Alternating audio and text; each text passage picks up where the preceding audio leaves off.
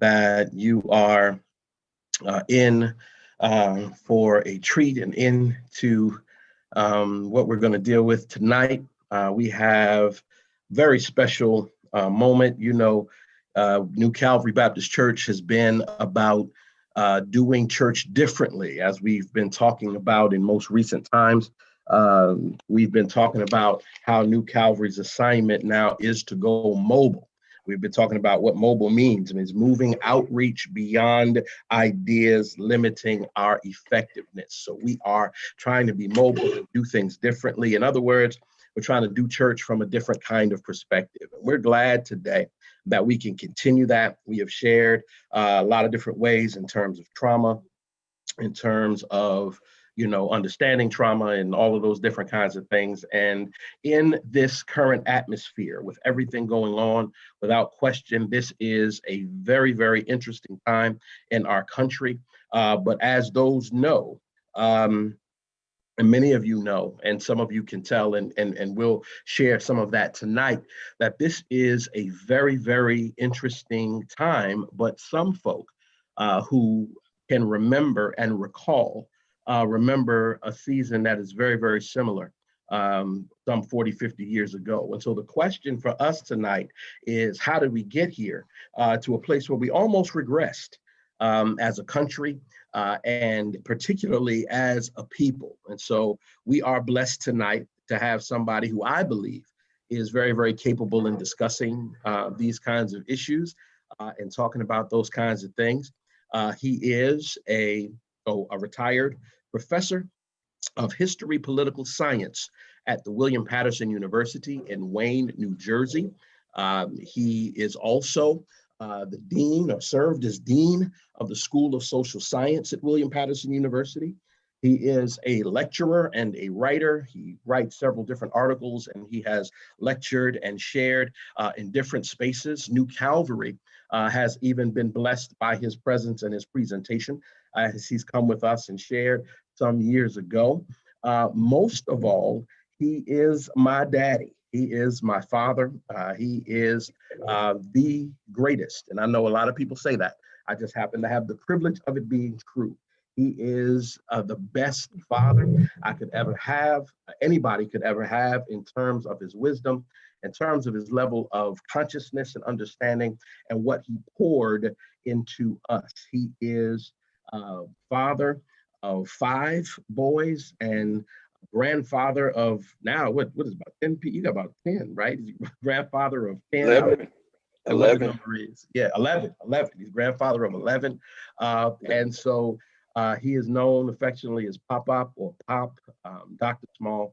And it is my pleasure tonight to introduce you all, to reintroduce to some and introduce to you all my dad, Dr. William Small Jr.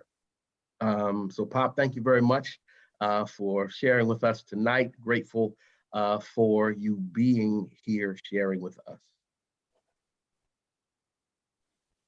Well, we certainly are pleased to be able to participate in the program. It's always good to support New Calvary. It's always good to support Black causes, Black issues, and Black interests. I certainly want to thank you for giving me this space to talk with your population and our community, and glad to be doing it, glad to be able. I just to set the table a little bit, you mentioned that in your introduction that you thought that perhaps we have been regressing as a people in terms of our political stance and political leverage. I want to respectfully begin the conversation by disagreeing with you. I think we have regressed. I think that we exist now with a lower level of consciousness, a lower level of the importance of connection with the diaspora, and a much more singular and individualistic vision about what success means. So I think that not only do we have to stop the train and stop the onslaught of disorganization that is visiting and capturing our community, but I think we have to begin to restructure a vision for not just being able to participate, but a vision for empowerment. Thank you much. Okay, all right. I think he's ready to roll. He's ready to roll, everybody. So this is gonna be interesting, y'all. Trust me when I tell you, this is gonna be interesting. So any of you all want to know where I get it from? You're gonna understand it tonight, full blast. And this, what they say, when I grow up, I want to be like, it's always like this cat here. And, people say I know how to say it, but trust me when I tell you, he knows how to say it better. So, we're just going to get into it. There's a couple of things we're going to do tonight. As many of you know, November 3rd is quickly approaching. Some of us have already voted. Some of us have already been in that space to vote. And so we're going to talk about not only voting, but what the vote means. We're going to talk about that in a much larger panoramic view. We're going to do some very, very interesting things that I believe are challenging for us in this current society, particularly as people of color. And we're going to talk about the political atmosphere a little bit and what that means for us and our responsibility to not just vote, but to follow up and hold our elected officials accountable and what that means for us as community. And so we're going to start with a video. Tonight we've got, I told you Sunday we had a good treat for you. Tonight we have a video to present that I think is going to be a blessing to you all. It's a very, very powerful video by my dear friend and our brother, and another one who was shared with New Calvary Baptist Church, Reverend Dr. Otis Moss III. Dr. Moss is pastor of Trinity United Church of Christ in Chicago, Illinois. And as you know, they're very dynamic ministry and doing some very, very good things. And so one of the things they have done very proudly is they have begun a media group. They've begun an actual film company that they call Unapologetic Media. And one of the things that he has done in terms of the media group is they have produced this film. It's a short 14, 15-minute film that we're going to see tonight. And the film is the story of Dr. Moss's grandfather, Reverend Dr. Otis Moss Jr.'s father, who had an experience, a very similar experience that many African Americans had in terms of voting. And so we're going to watch this video. It's very, very powerful. He shared it with me. We're going to watch it, hear from it, and then we're going to talk about it on the other side and talk about what it means and what's going on in its dynamic. So please be mindful. When we get to our conversation, if there are questions that you have, don't hesitate to submit those questions on Facebook Live. Our media person will shoot those to us, and we will try and make our best attempt to incorporate those in the dialogue. The dialogue will get rich, so trust me. So it might be a myriad of things that we discuss and that we talk about. But we are going to hear and witness this film now. And it is called Otis's Dream. And again, it's a story of Otis Moss Sr. In LaGrange, Georgia, who went to begin the process of voting. So let's take a look at this, and then we'll talk about it on the other side.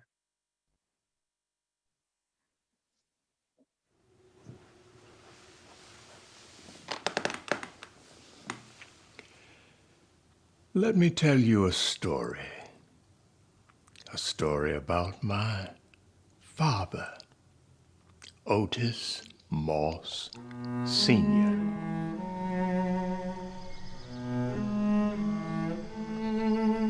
It's the story of my father's determination to exercise his right to vote.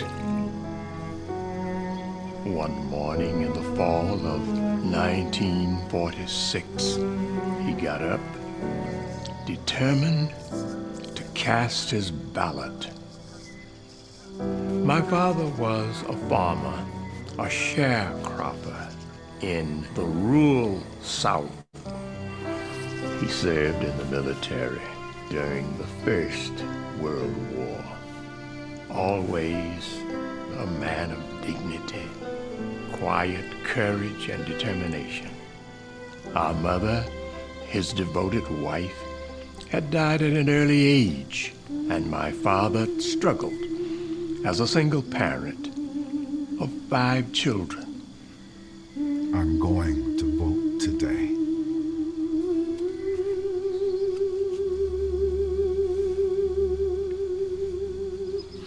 We were amazed, excited that our father is about to do something really significant.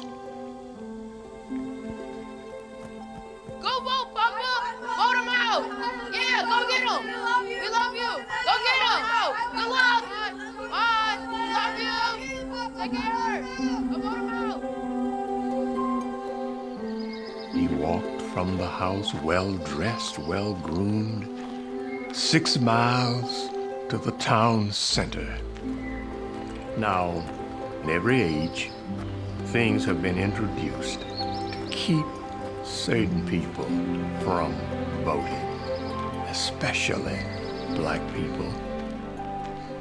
We knew the racism, the hatred, the injustice represented in Governor Eugene Talmadge. And some of the Negroes will vote. If I'm your governor, they won't vote in our white primary the next 4 years. He was well aware of all of the dangers, toils, snares, and roadblocks to keep him from voting. But he was willing to face all of that and exercise his right to vote. He did not know what the experience would be for him on that day, but he was well aware of what was taking place all over the South at that very moment.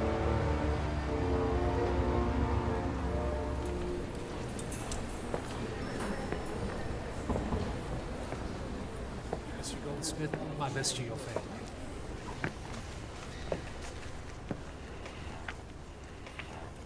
Sir, I am Otis Moss, and I am here to vote.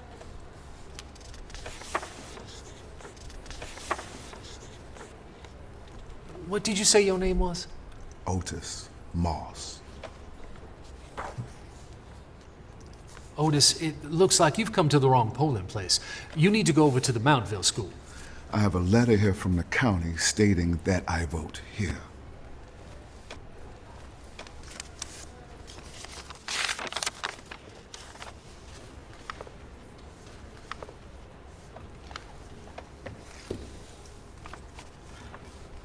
People from your side of town are to vote in Mountville. You're supposed to get a letter, but the mail's been slow this past few weeks. Now, did he come in? Have you seen him? I think he came here a little earlier. May I have my letter back?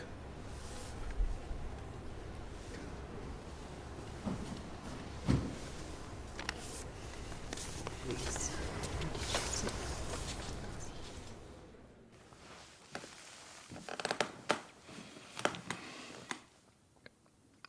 Let me tell you a story about my grandfather. He'd already walked 6 miles to the first polling place. Now he's being told, you've come to the wrong place.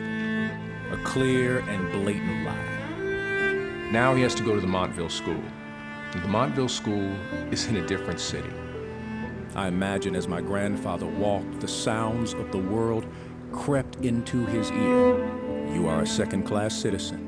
You are 3/5 of a person. You are nothing but a Negro. But in his spirit, he heard his faith and the song say, ain't gonna let nobody turn me around. Not just walking, but marching to the next polling place. He steps through the doors of the Montville School, unsure of what he will face.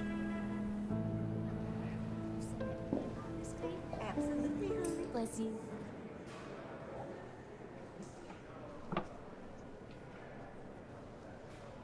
Yes?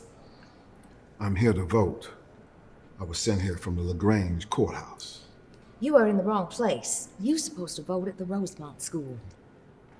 Now, the clerk from the courthouse said I was to come here. I don't know about that, but I know you're supposed to vote at the Rosemont School.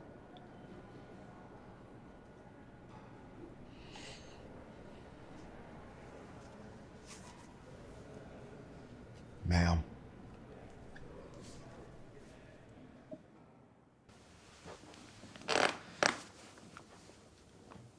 Let me tell you the story of my great-grandfather. Because of the color of his skin, he was held back from voting. Voting, a basic right of his, one of his freedoms. And because of the way he looked, he wasn't allowed to.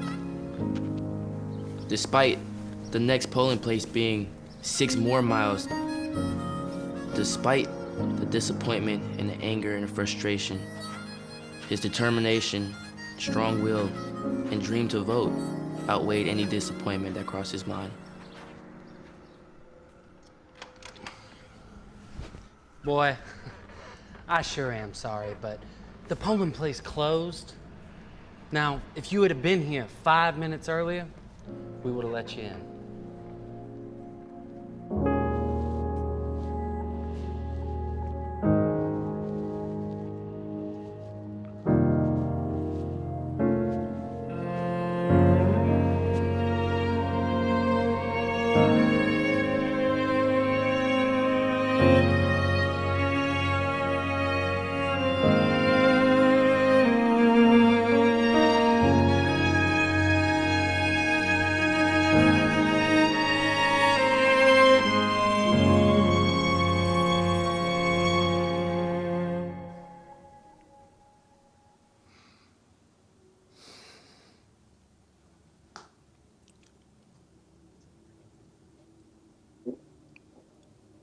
Wounded, but never give up.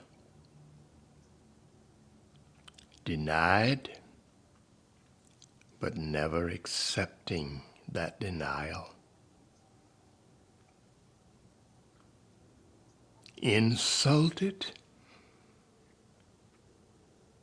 but refusing to accept the insult inwardly, and thereby setting an example and a memory for generations unborn. Just a few years after that, our father was killed in an automobile accident. Fast forward, I became a participant in the civil rights movement and the voting rights movement, and joined Dr. Martin Luther King Jr. in the Selma March, witnessed the signing of the Voting Rights Bill 1965. That was a great moment. It was a great victory. In the civil rights struggle, it was a great accomplishment. However, no one could dig up our father's bones and put a ballot in his hand. Some things are beyond repair.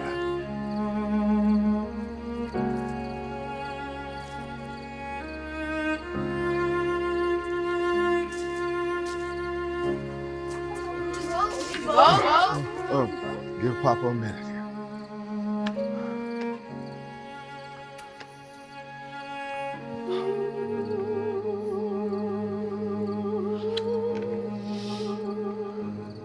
Next time. Next time. Listen here. Promise me. If you get a chance, you gotta vote.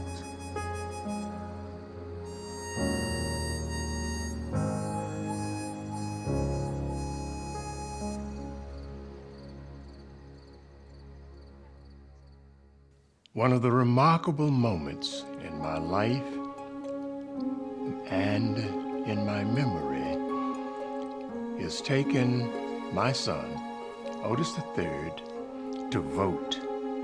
I paused on my side of the curtain in prayerful silence and listened to Otis III punch his ballot. That became music. Freedom music. Liberation music. The sound of my father's footsteps trying to cast his vote.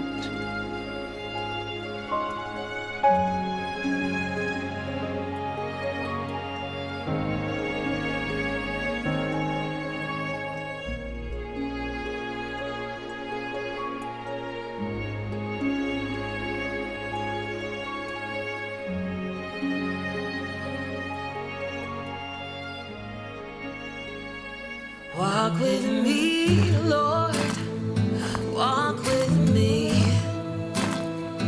Walk with me, Lord, walk with me.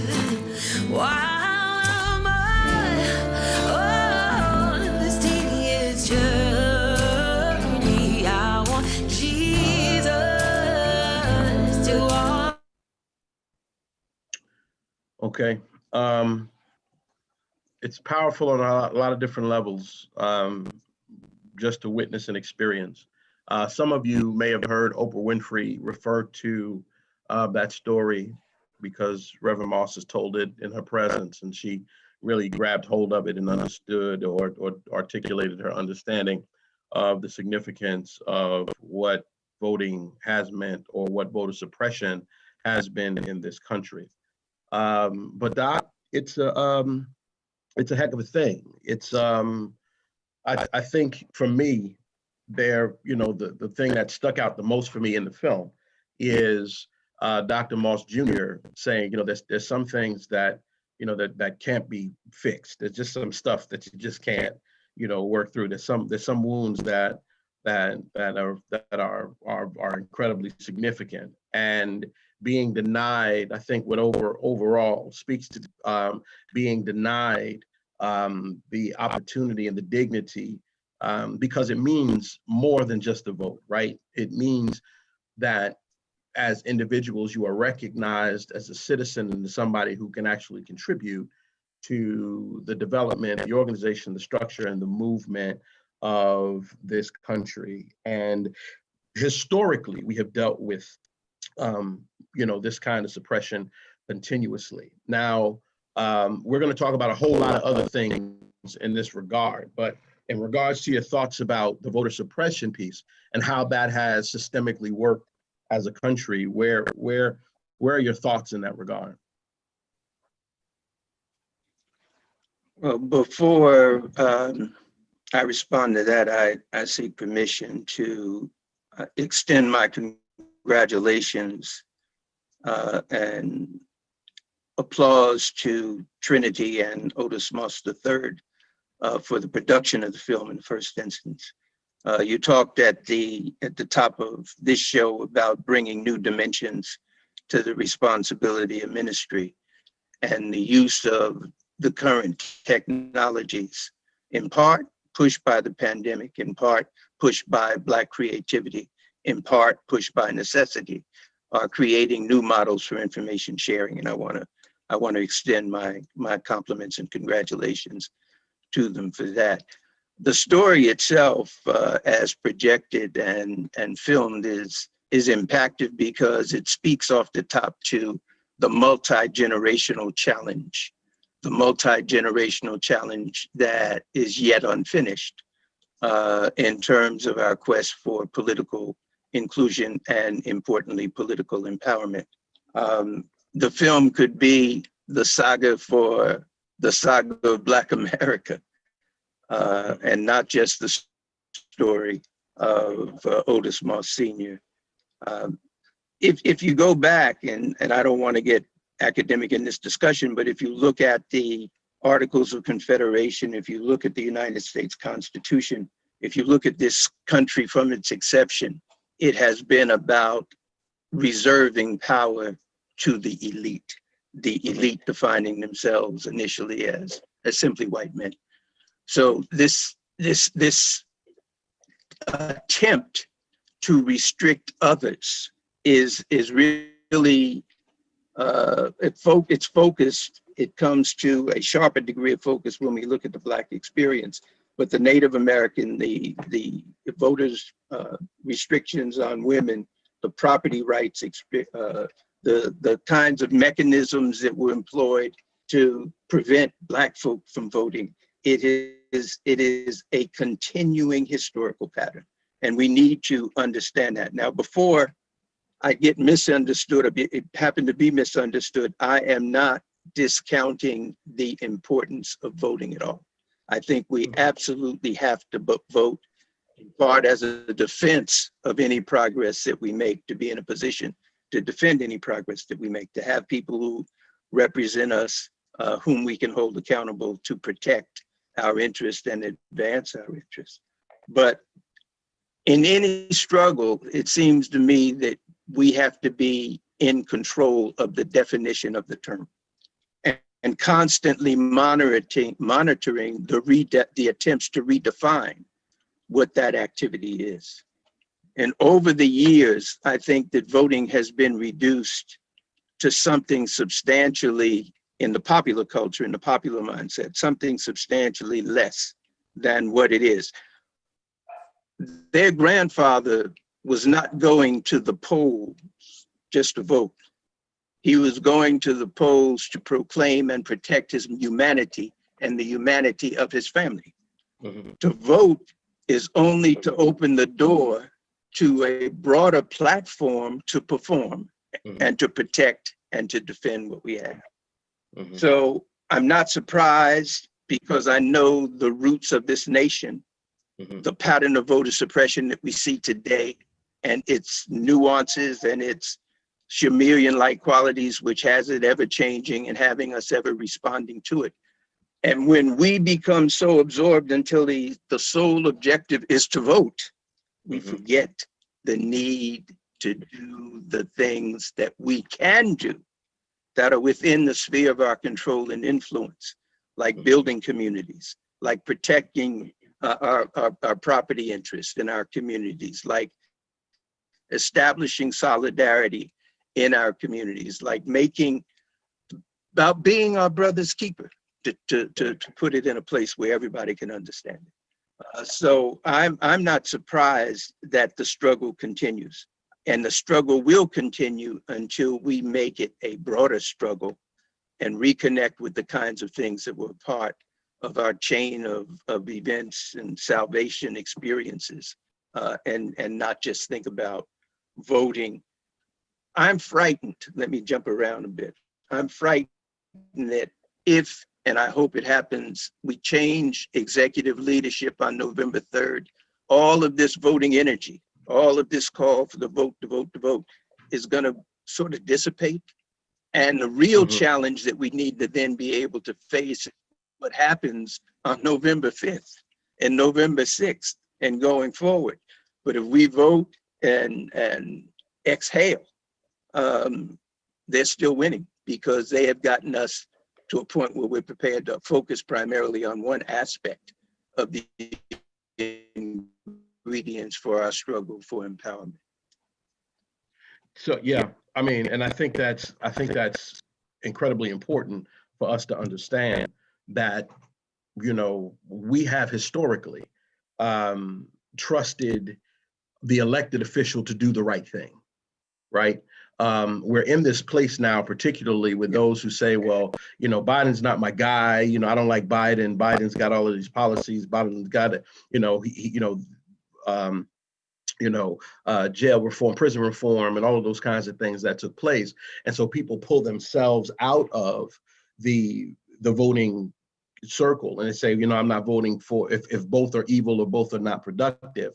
I think what we need to reiterate over and over again is that it's not it's not the vote and then be over, right? What then do we do after the vote? And that is to hold the leader accountable, right? And to discuss what the community actually needs, right? That there needs to be, in some places, some organization that says, well, listen, now that you are in office, this is what we need from you. This is what needs to happen in our communities. This is what needs to take place. This is what needs to go on. So I think you're right in terms of talking about what happens after, because we like to relax and go back to life, right? But one of the things that I think, oh, go ahead. I'm sorry. No, go right ahead. Okay, let me say this.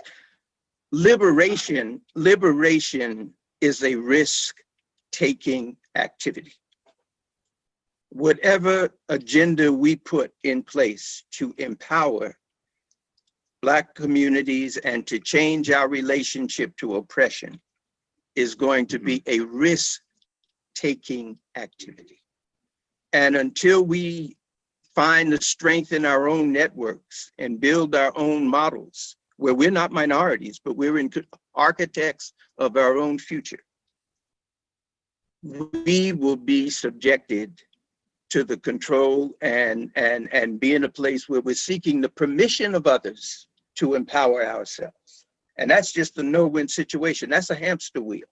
And that's the track record, and that's the imagery of our struggle.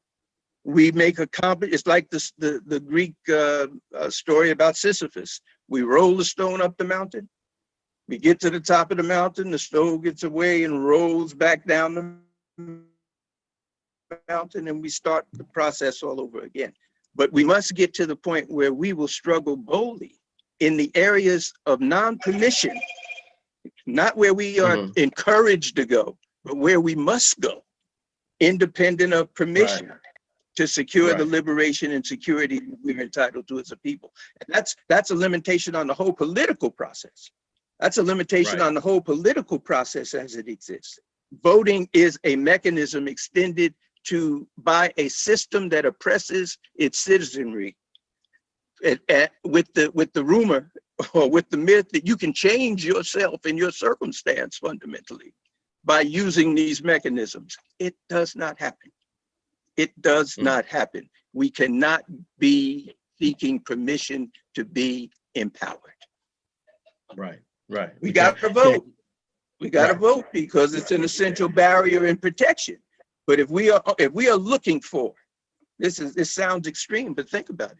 If we are looking for collective mass empowerment as Black folk through either the democratic or political or constitutional system as it is existing at the moment, we'll be looking for it 400 years from now as well. Right. We need new models of engagement. We need to use the resources that are at our disposal. And we have to do that by being our brother's keeper and not seeking affirmation, but empowerment, not seeking inclusion, but empowerment. And that has to happen pretty much on a global scale. Yeah. We got to reconstruct the diaspora. Yeah. Now when you I'm gonna give you some pushback, okay? I'm just gonna give you some pushback. Go ahead. Because when you and I'm gonna use general language. When you talk like that, right? People will say, even some of our people, that you sound like a separatist, right? They're going to say, well, you sound like you're not really for the American dream and vision, right? It is in these moments when the person who is in 1600 Pennsylvania Avenue would say, well, you're not really working, or you don't believe in the American movement, right? Or somehow or another, this is an infringement on the privileges or the way things are in terms of what is happening and what's going on. I think it's important, and I'm gonna let you speak to that in a second, but I think it's important that we understand historically that no change in the country has happened right?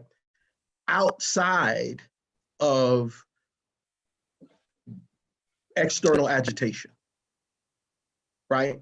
That I agree. That when we talk about Medgar Evers, when we talk about King, when we talk about Bayard Rustin, when we talk about Vernon Johns, when we talk about those movements, right? Those things aren't done in the context of, you know, what the structure is doing, because the structure is going to initially and always deny or remove the opportunity for your humanity, right? To recognize that.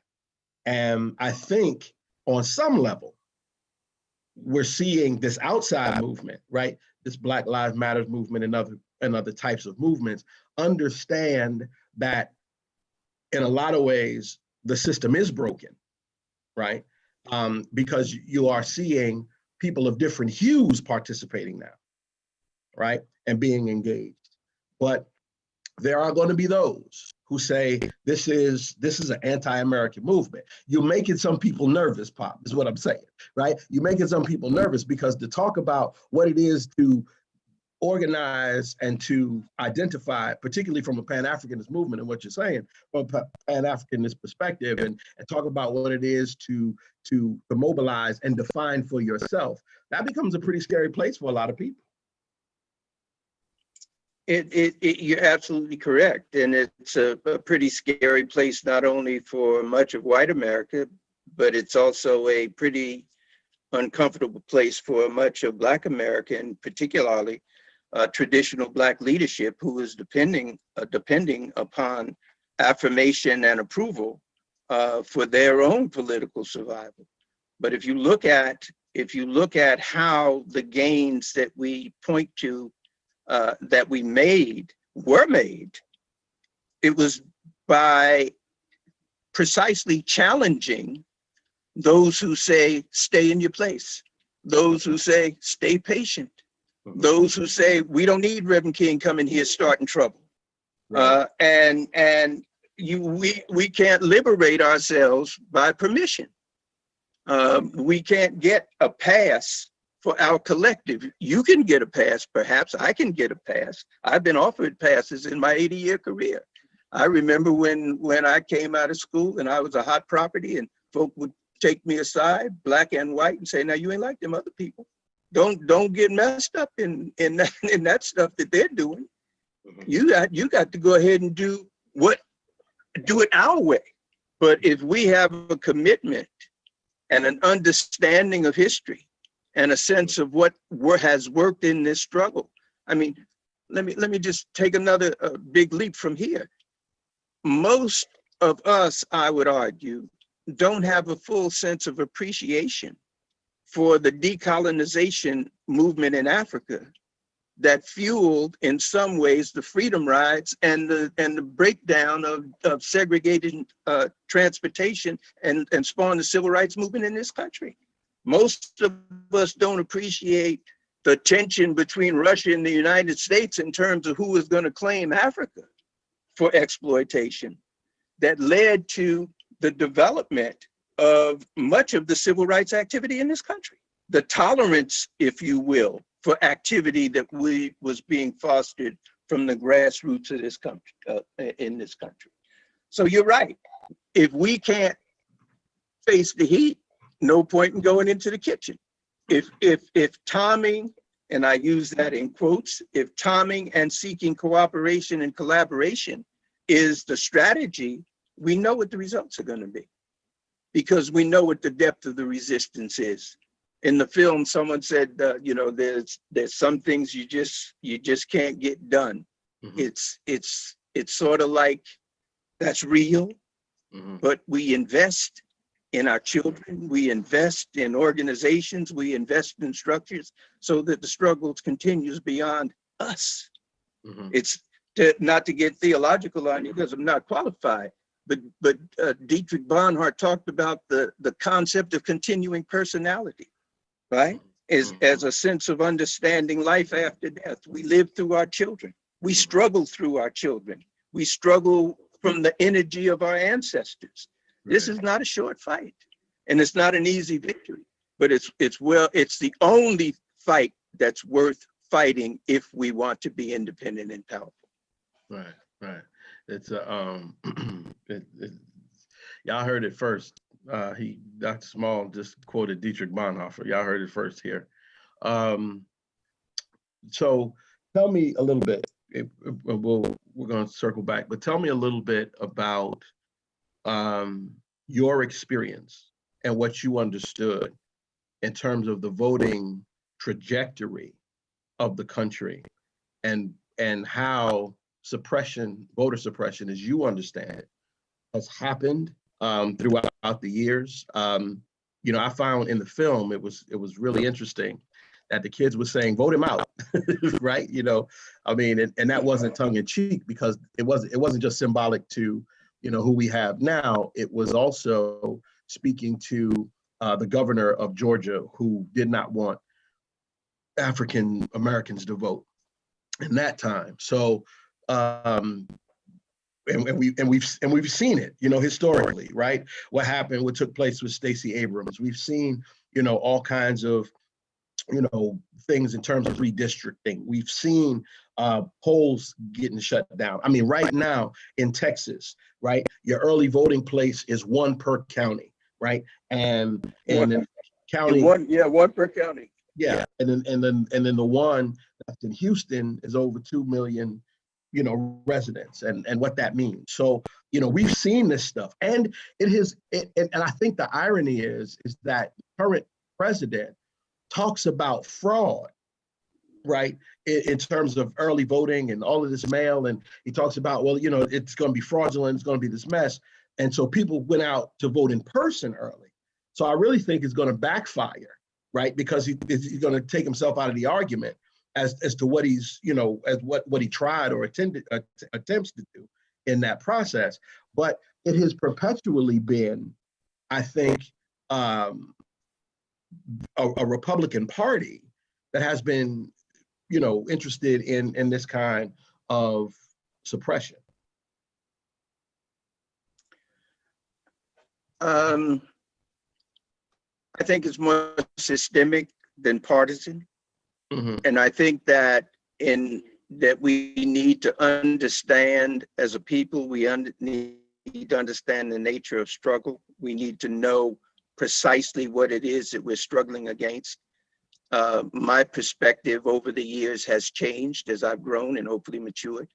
I can remember as a young person, I believed that all you had to do was really pull yourself up by your bootstraps, be qualified, and America was willing to embrace you as a full citizen. The older I got, the more walls I hit in my personal career and in my life experience. You begin to understand that two things. One, the system changes to continue the relevance of its resistance. And you understand that the resistance is permanent. If you look at the history of the country, the history of the United States of America, I can only identify perhaps maybe 10 or 15, let's say 20 years out of the hundreds of years of history where the government even feigns any embrace of Black interest and Black equality. That is a pretty permanent record that we need to understand in terms of what we are resisting. We need to understand that. You're in Virginia. Let's go back to Jamestown, 1607, when Black folk first enter the colony. They are purchased from a Cuban slave vessel, but when they enter the colony, according to Leon Higginbotham, when they enter the colony, they do not enter as slaves.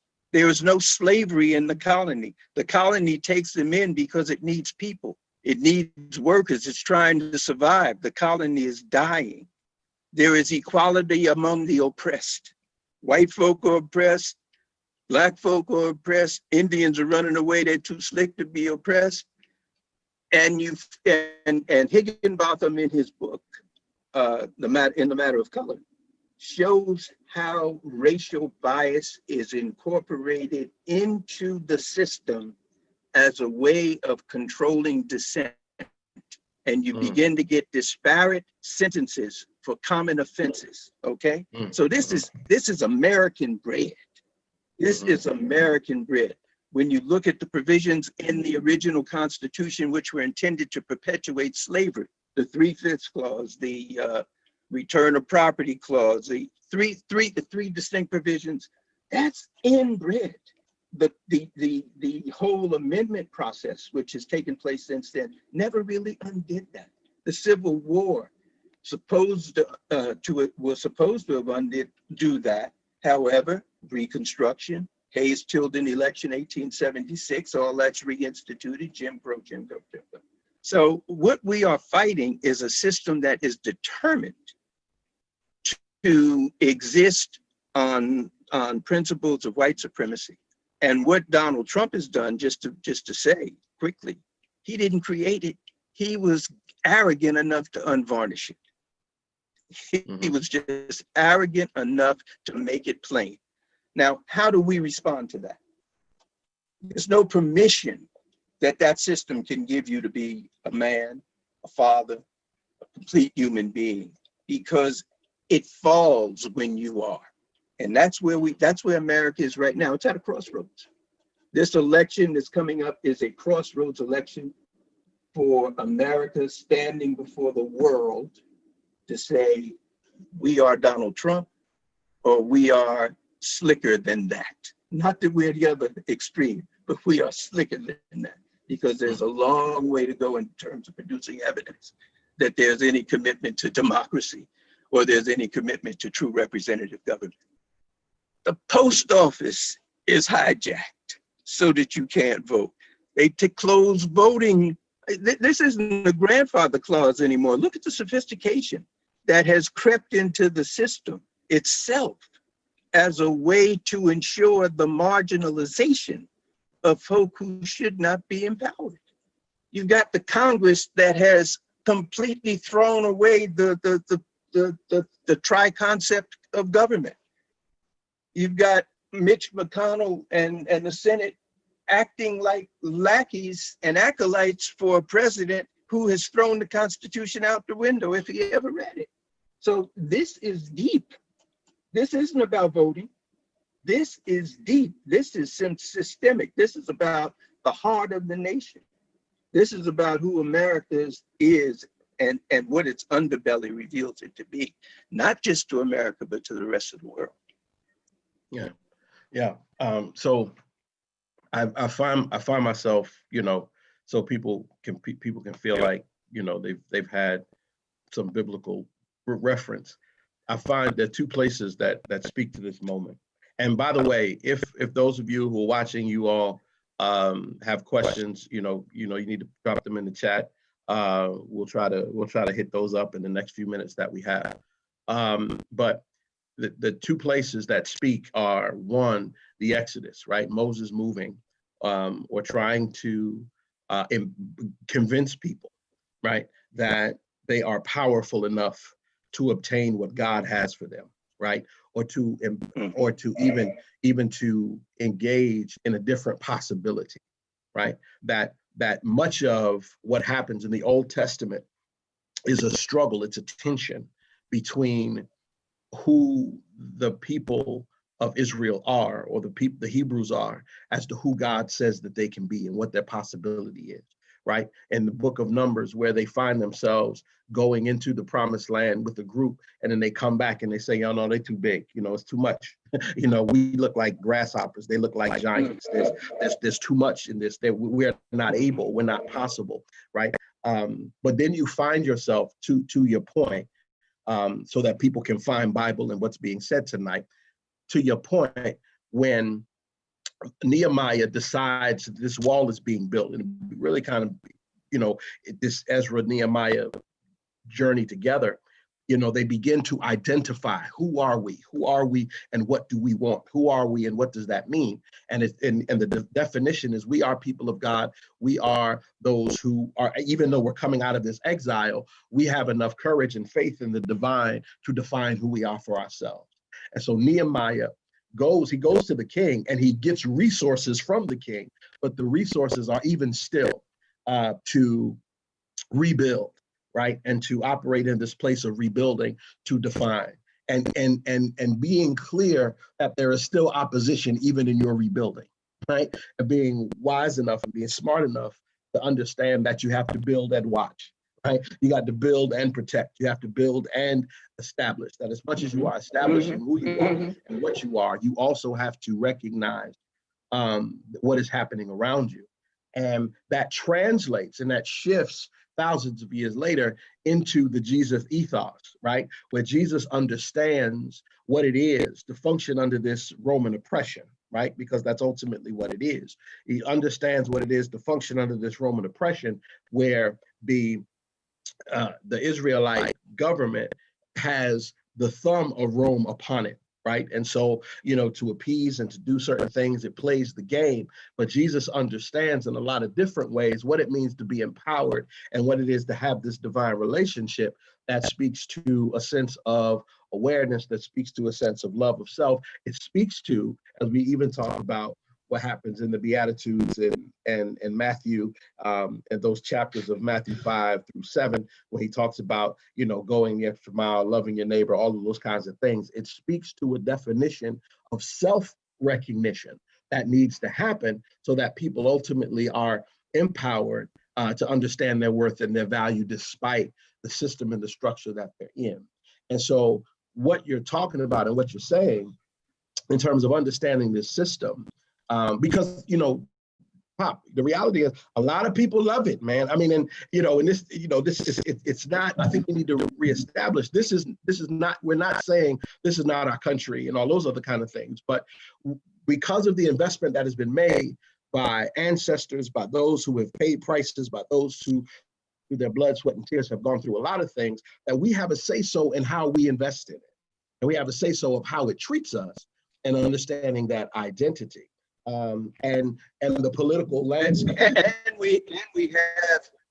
And we have an obligation to exercise that voice in a way which is consistent with the honor and the obligation that we have inherited.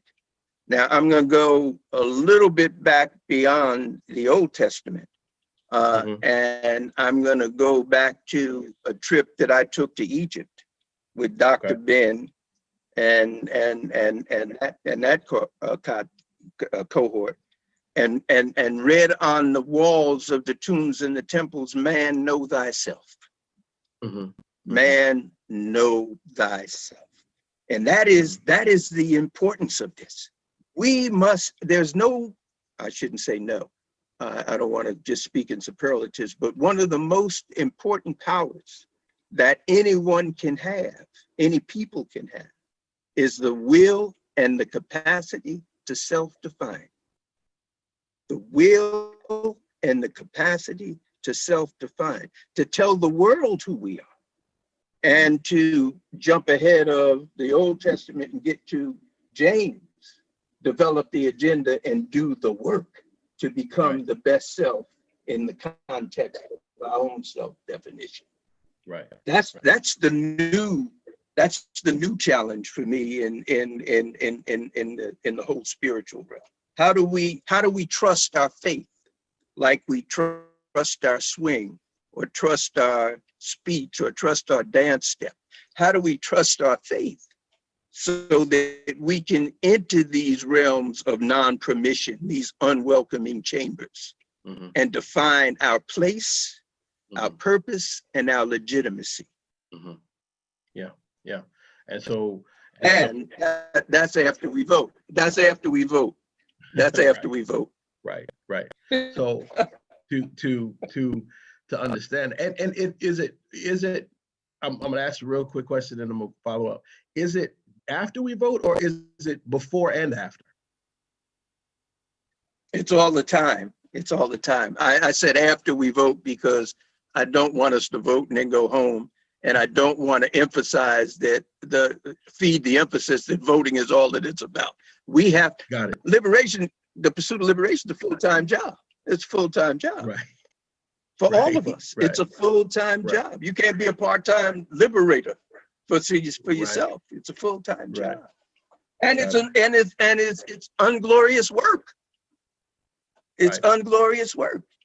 You can, it's hard to be a hero at home. You can expect criticism and derision and opportunities removed from your realm, your grasp.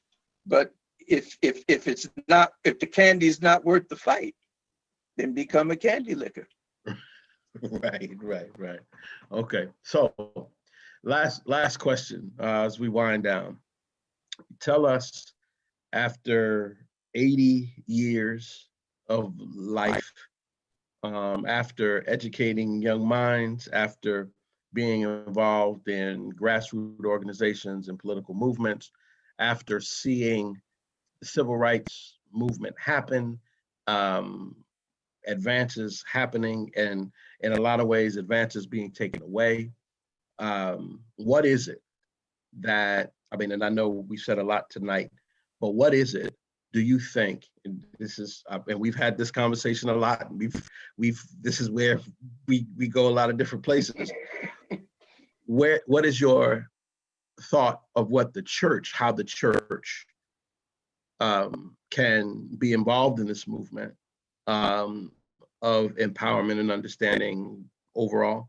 Where do you think the church, now, and not just the church particularly, but as people, where do you see, as a sage, as an elder, like I said, one who's experienced so much, where do you see the generations that are coming doing and needing to do, in your opinion, and what the church needs to do as well? That's a very thoughtful question, and thoughtful questions most often require complex answers. But let's see if we can simplify it a little bit. The struggle is for the reclamation of ourselves, our souls, our purpose, our identity, and our role in this spiritual lexicon of values. The tools that we have are ourselves, our minds, and in my judgment, really two institutions. We have allies, but I'm not building allies into any fabric for solution. The institutions that we have are the Black church, and to some degree, the Black college. The Black church is supported primarily by Black congregants. The Black colleges are supported by state monies, private monies, and philanthropic contributions, because alumni folk don't really contribute to Black colleges in a way that can sustain them. If we cannot meld that resource base in a collaborative way, which builds an agenda for social justice and collective empowerment, not to take over the world, not to take over the United States, but to improve our communities where we find them. If we cannot build networks throughout the diaspora like that used to exist when I was at Howard in 1958 through 65, where we are interacting with people from around the world, where we're talking aspirationally about what we can do, where we're expressing hope and trying to build networks for the empowerment of ourselves, our nations, and our people. If we can't use those resources to start a base, it's not clear to me that we have any salvation on the horizon. So I would say, to quote Booker T. Washington, who's not one of my favorite people to quote, but cast down our buckets where we are, cast down our buckets where we are, use the resources that we have, reinvent some of the mechanisms that worked. The negritude movement, where is the forum? Where is the forum where we even discuss these issues other than on a 2 or 3 day conference? What kind of network structure do we have where when the brothers in Nigeria, as they're doing now, begin to act like they're acting, excuse me for the phone, I was trying to cut it off.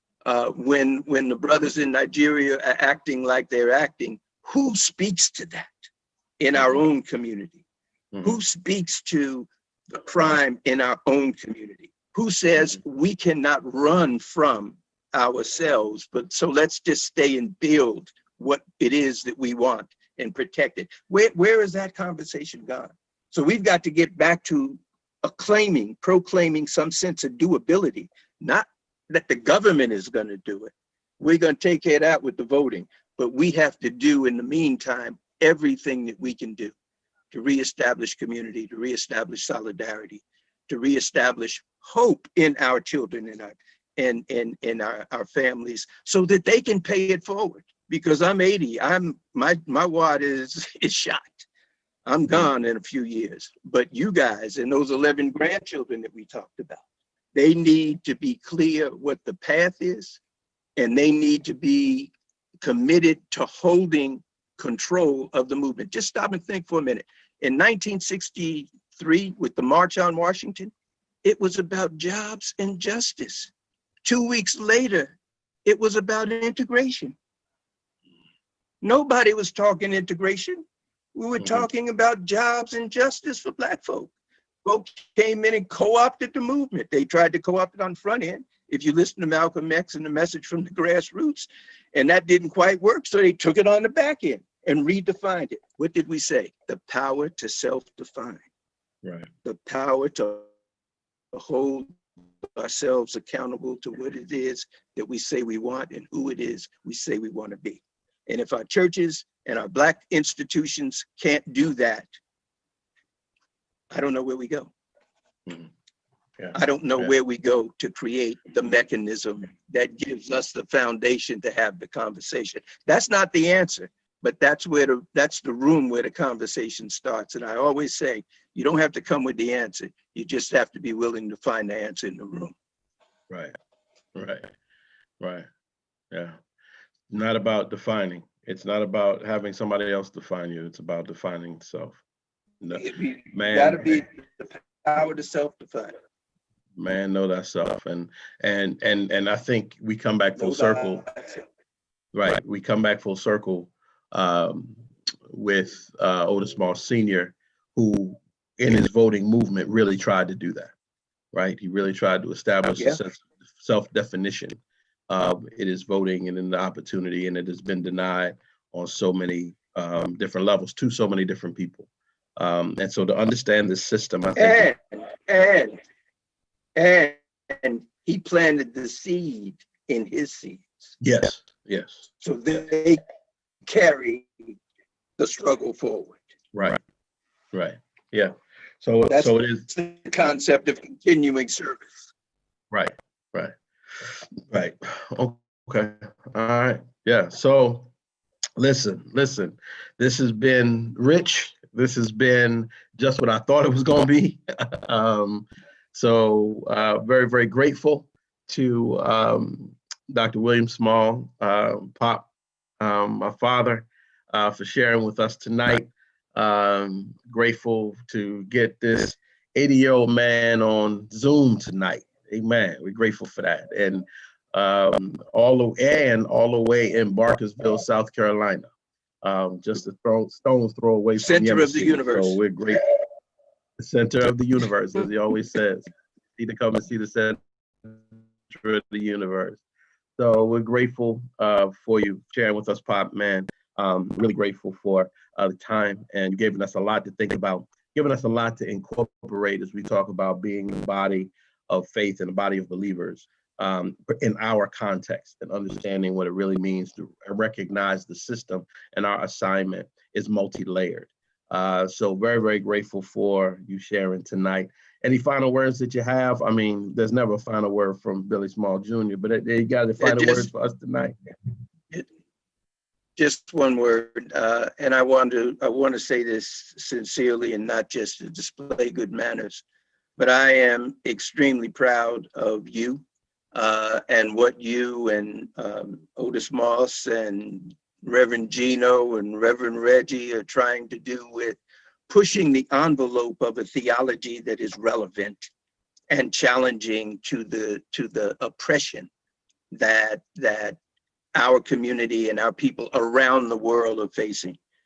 It is that willingness, that obligation, that finding that courage to speak outside of the traditional envelope and to perform in new and innovative ways, which create models for change and transformation.